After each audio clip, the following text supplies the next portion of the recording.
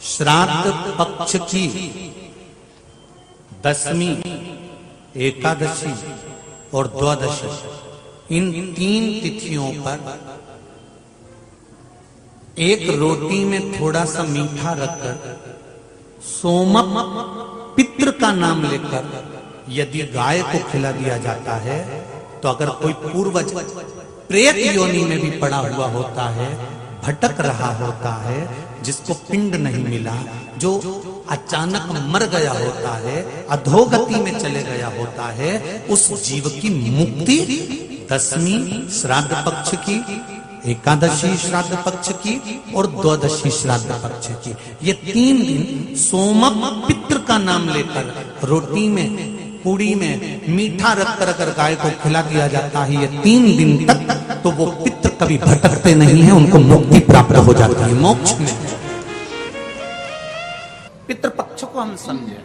किसी ने कहा नखून मत काटना, किसी ने कहा नया कपड़ा मत लेना, पितृपक्ष में 16 दिन नए कपड़े नहीं लेना चाहिए, कोई कहे ये नहीं करना चाहिए, कोई कहे मकान का मुहूर्त, कोई कहे ये मुहूर्त, कोई कहे वो मुहूर्त, कोई कहे अच्छा काम करने के लिए मत जाओ, अच्छा मंगल कार्य के लिए आगे मत बढ़ो।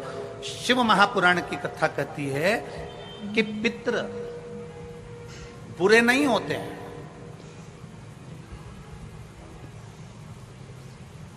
पितृ बुरे नहीं होते हैं। आज लोगों के मन में बड़ा भय हो जाता है। व्हाट्सएप खोलो, फेसबुक खोलो, तो ब्राह्मणों के लिए लोग कमेंट्स करना प्रारंभ कर देते हैं कि अब श्राद्ध पक्ष चालू हो गया, ब्राह्मण जीमने के लिए जाएंगे। कोई ब्राह्मण की तुलना कौवे से कर देता है, कोई कुछ कह देता है, कोई कुछ कह देता है। ना,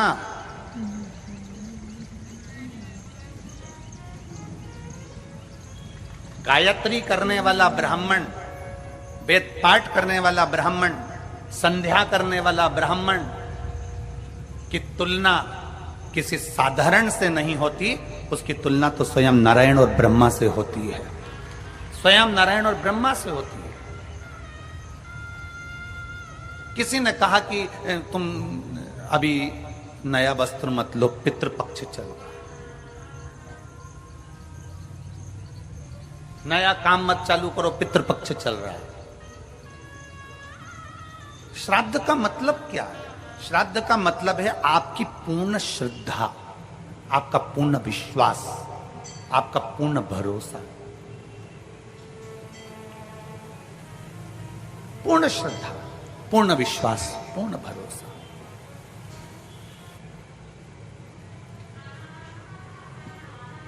पितृपक्ष श्राद्ध का समय गलत समय नहीं है। कोई काम आपको शुरू करना है तो पितृपक्ष में शुरू कर सकते, बस पितृपक्ष में एक काम चालू करो। पितृपक्ष में बन सके गौ माता को रोटी दो, पितृपक्ष में बन सके गौ माता को जल दो, पितृपक्ष में बन सके तो भूखे को भोजन कराओ, प्यासे को पानी पिलाओ। पितृपक्ष में बन सके, तुम्हें किसी ने कह दिया, कोई विद्वान ने तुम्हें बता दिया कि तुम्हारे पितृ दोष है, तुम्हारे घर में काल सर्प दोष है, तुम्हारे घर में ऐसा दोष है, तो एक काम चालू करो, 16 दिन श्राद्ध के एक चावल का दाना देवाधिदेव महादेव के शिवलिंग पर समर्पित करो, दूसरा चावल का दाना अशोक सुंदरी की जगह पर समर्पित करो, और 1 लोटा जल पहले अशोक सुंदरी वाली जगह पर थोड़ा सा चढ़ाओ, उसके बाद शंकर भगवान को उस जल को अर्पित करो, अपना गोत्र बोलकर, अपने पितरों का स्मरण कर कर आपका पितृदोष अपने आप शांत हो जाएगा, दोष मिट जाएगा, आपका पितृदोष शांत, आपका दोष समाप्त।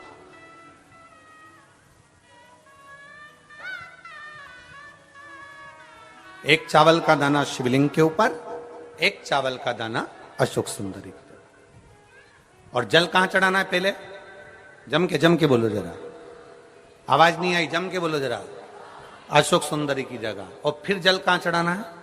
शिवलिंग के ऊपर, शंकर बाबा क्या बोलकर?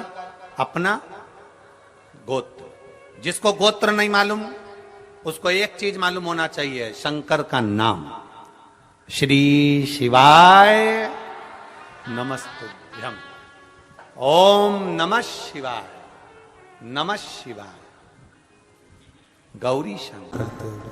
शिव महापुराण की कथा कहती है दक्ष प्रजापति के पुत्रों को देवऋषि नारद ने भजन में लगा दिया। एक बेटी हुई जिसका नाम था स्वधा। क्या नाम है उसका? जम के बोलिए जरा, स्वधा। जितने लोग कथा सुन रहे हैं आस्था चैनल पर, पंडाल में, फेसबुक, यूट्यूब पर, तर्पण शिव महापुराण में इस नाम का उच्चारण 5 बार आप लोगों को करना है। ये स्वधा दक्ष प्रजापति की बेटी है और पितरों की धर्म पत्नी है।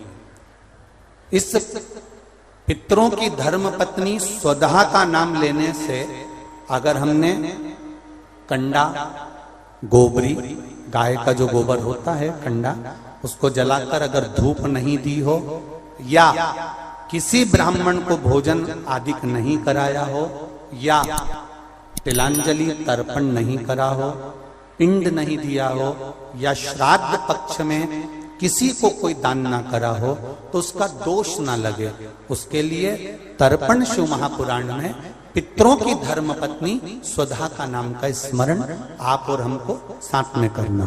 सभी लोग एक साथ में बोलेंगे, स्वधा स्वधा स्वधा स्वधा स्वधा। बस ये 5 बार जो उच्चारण आपने पितरों की धर्मपत्नी स्वधा का करा है, जिस समय पर पितृलोक से आर्यमा देव के साथ में हमारे यहां पर आते हैं। और मेरा बहुओं से निवेदन है, बेटियों से निवेदन है, माताओं से निवेदन है, मान लो आपको कोई ब्राह्मण देवता ने कहा कि आपके यहां पितृदोष है, आपको कह दिया कि पितृदोष है, तो आपको घबराना नहीं है कि महाराज जी मुझे क्या करना पड़ेगा। पितृदोष है, एक चावल का दाना घर में से लीजिए, हथेली पर रखिए, पानी का जो मटका होता है, हंडा होता है, पानी का जो मटका है, हंडा है, जहां पर रसोई घर में तुम पानी रखते हो, उस हंडे के पास में, मटके के पास में उस चावल के दाने को लेकर जाइए, अपने पितरों का स्मरण कर कर स्वधा स्वधा स्वधा स्वधा स्वधा 5 बार बोलकर शंकर भगवान के शिवलिंग पर, तुम्हारे घर में शिवलिंग हो तो घर में, और अगर मंदिर में शिवलिंग हो तो मंदिर में, उस चावल के दाने को चढ़ा दीजिए। कैसा भी पितृदोष होगा समाप्त हो, मात्र स्वधा का स्मरण बहुत।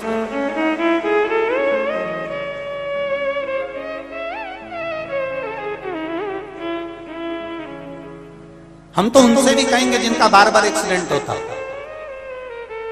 जो बार बार गिरते पड़ते रहते हो, बार बार एक्सीडेंट होता हो, बार बार उनको चोट लगती हो, बार बार, और उनको भी कहेंगे जिनको सर्दी की बीमारी या दमे की बीमारी या श्वास की बीमारी, उनसे भी कहेंगे कि श्राद्ध पक्ष में एक चावल के दाने का प्रयोग स्वधा नाम से अवश्य करें। चलने में दम नहीं भराएगी, श्वास नहीं भराएगी। और दूसरा, जो सर्दी का जिसको कोटा होता है, बार बार सर्दी हो जाती है, निमोनिया हो जाता है, कफ बना रहता है, उनके लिए भी स्वधा नाम का स्मरण। महाराज स्वधा नाम का स्मरण। दक्ष प्रजापति के घर में बेटी का जन्म हुआ जिसका नाम था स्वधा। स्वधा का जन्म लेते ही स्वधा श्वेत वस्त्र को धारण करती थी।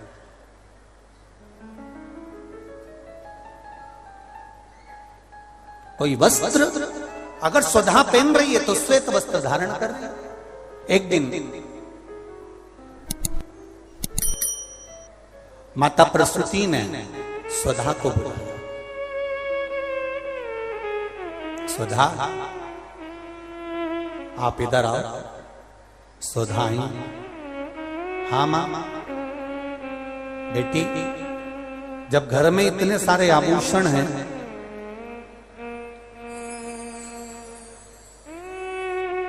और घर में इतने सारे आभूषण जब रखे हुए हैं, तो तुम उन आभूषणों को धारण क्यों नहीं करते? उन आभूषणों को क्यों नहीं पहनते? घर में इतने सारे वस्त्र रखे हैं तो तुम उन वस्त्रों को धारण क्यों नहीं करते?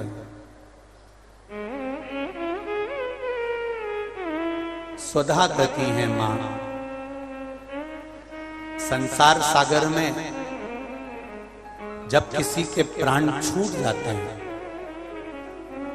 और प्राण छूटने के बाद वो जीवात्मा अगर अच्छी जीवात्मा है तो वो देवलोक चली जाती है, जो बुरी जीवात्मा है वो भटकती रहती है, भटकती है।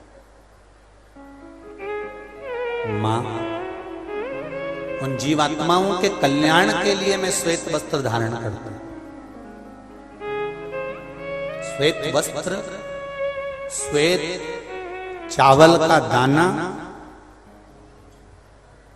श्वेत दूध, श्वेत दही, श्वेत शकरखंड, श्वेत पुष्प, श्वेत जनेऊ, श्वेत वस्त्र, ये मेरे शंकर भगवान को अति प्रिय लगते हैं। उसका कारण है कि उनको पितरों को मुक्ति देना होती है, पितरों को मोक्ष देना होता है। आज एक प्रश्न किसी ने सीहोर ऑफिस में भेजा है कि गुरुजी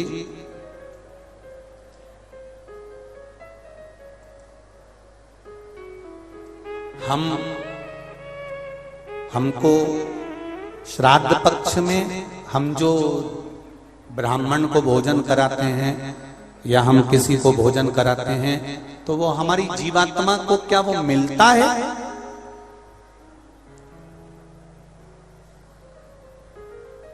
क्या विचार है भाई अशोकनगर वालों, बोलो जरा जल्दी से। प्रश्न भेजा है किसी ने। हम अगर किसी ब्राह्मण को भोजन करा रहे हैं, हम किसी को भोजन दे रहे हैं तो वो हमारी जीवात्मा को मिलता। 3 प्रश्न हैं और तीनों प्रश्न का उत्तर जरा देखिएगा, बड़ा ध्यान रखना। और जिसने प्रश्न करा है उत्तर प्रदेश से वो ध्यान से सुनना भाई। हमने ब्राह्मण को भोजन कराया, हमने संत को भोजन कराया, हमने गुरुजी को भोजन कराया, तो वो मिलेगा।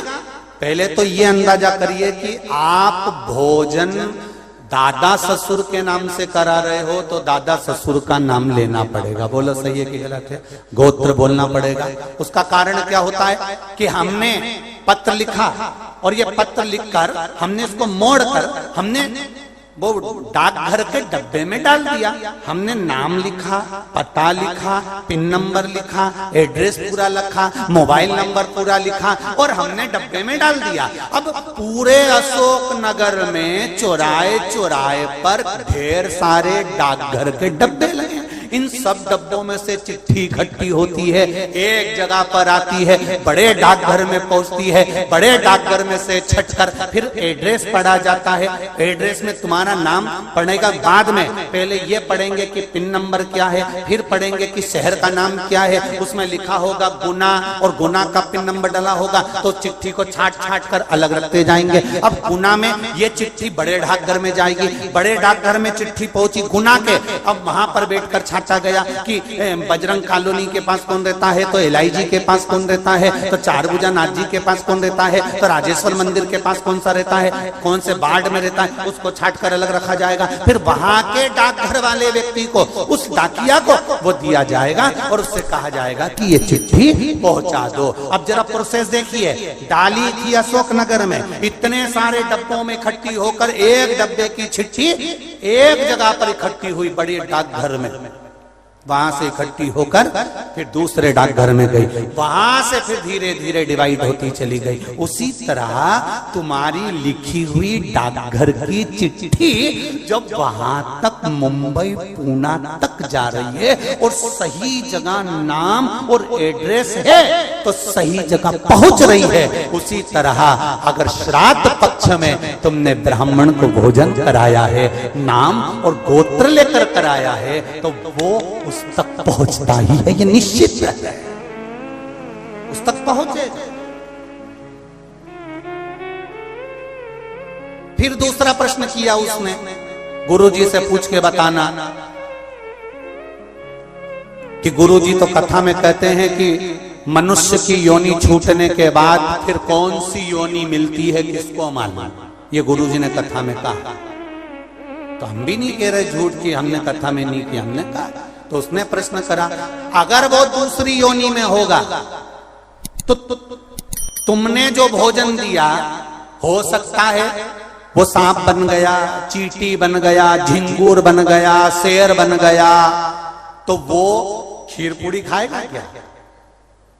और पंडित जी को तो खीर पूड़ी खिलाने का बोलते हैं। फिर जब वो दूसरी योनि में पहुंच गया तो उसको खीर पूड़ी कैसे मिली? पंडित जी से, गुरु जी से पूछ के बताओ। तो हमारा निवेदन है, जब हम यहां से रुपया अमेरिका भेजते हैं तो वहां हमारा इंडियन पैसा नहीं होता, वहां डॉलर में चेंज हो जाता है। उसी तरह खीर पूड़ी भी डॉलर में चेंज हो जाती है, जैसा वो खाएगा वैसा उसे मिल जाएगा। जब भारत की करेंसी, भारत का पैसा यहां से डाला आपने अमेरिका, तो अमेरिका में बदल गया, आपने ऑस्ट्रेलिया डाला वहां में बदल गया, आपने कहीं डाला नेपाल ले गए तो नेपाल की करेंसी में बदल गया। जब यहाँ का रुपया वहां पहुंचकर वहां के रुपये में चेंज हो जाता है, तो हमने जो खीर पूड़ी ब्राह्मण को दी है और तुम्हारे यहाँ का वो जीव सांप बना कि झिंगुर बना कि शेर बना कि गीदड़ बना, उसको उस रूप में जो वो खाता होगा उस रूप में मिल जाता। डॉलर चेंज, यहाँ की खीर पूड़ी चेंज, वहां जाते से।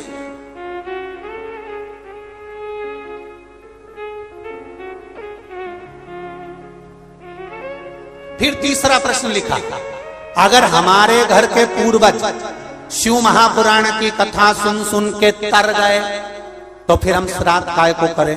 उनको तो मिलेगा ही नहीं, वो तो वैकुंठ पहुंच गए, फिर उनको श्राद्ध में भोजन कराने से मतलब क्या? तो हमारा इतना सा कहना है, यूपी वालों जो तुमने प्रश्न करा बहुत जोरदार करा रे, तो एक उत्तर और अच्छे से सुन लो कि मान लो तुमने अगर श्राद्ध में भोजन कराया और तुम कह रहे उनका तो मोक्ष हो गया शिव पुराण सुनकर, फिर श्राद्ध करने से कौन सा फायदा? तो तुम भोजन कराओ, ये भोजन का फल वहां जाएगा। जैसे तुमने कोई सामान या रुपया मुंबई भेजा तुम्हारे रिश्तेदार किया, और मुंबई में रिश्तेदार का मालूम पड़ा कि उनने घर छोड़ दिया या वो कहीं चले गए या वो कहीं समाप्त हो गए, तो वो रुपया, वो सामान तुम्हारा वापिस तुम्हारे पास आ जाएगा। तो तुमने जो पुण्य करा है अगर उसने नहीं लिया तो वो पुण्य तुम्हारे खाते में वापिस आ जाएगा। इसलिए कि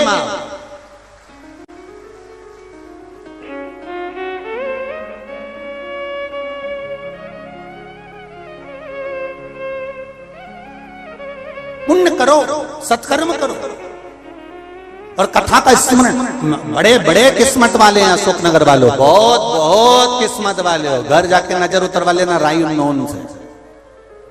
इतनी जोरदार किस्मत पायो कि तर्पण शिव महापुराण की कथा और कोई साधारण जगह पर नहीं, राजराजेश्वर की भूमि पर श्रवण कर रहे हो, कोई साधारण जगह नहीं। बाबा देवादिदेव महादेव राजेश्वर भगवान की भूमि पर श्रवण कर रहे हो, किस्मत वाले हो, तर्पण शिव महापुराण की कथा सुन रहे हो। और आज कथा का कौन सा दिन है? चौथा। कितने दिन बचे? 25 को समापन, अमावस्या, खीर पूड़ी खाओ और दूसरे दिन से फरियाल की तैयारी में लग जाओ।